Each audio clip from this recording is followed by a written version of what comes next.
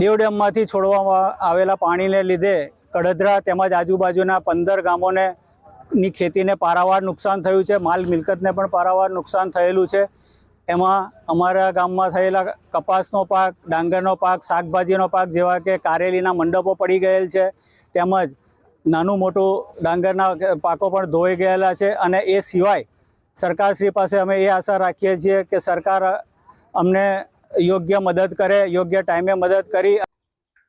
દેવ ડેમનું જે પાણી છોડવામાં આવ્યું એની અંદર ડભોઈ તાલુકાના 15 ગામડાઓની અંદર પાણી ફરી વળેલું છે બધે, અને વીજ પુરવઠો છેલ્લા 3 દિવસથી ખોરવાઈ ગયો છે।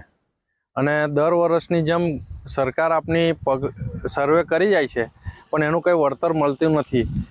અને આ તમે જોઈ શકો છો કે કપાસ છે, પછી કપાસ છે, પછી કારેલી છે, મરચી છે, એની અંદર ડભોઈ તાલુકાના 15 ગામની આજુબાજુમાં જેમાં કે કડધરા ગામ આવેલું છે, એ ગામમાં પાણી પૂરેપૂરું આવી ગયેલું છે અને ગામમાં પણ પાણી પેસી ગયેલું છે।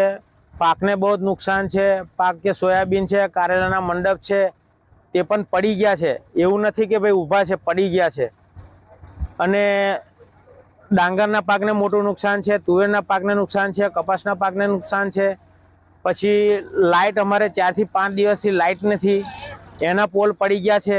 કે જીબીને નમ્ર વિનંતી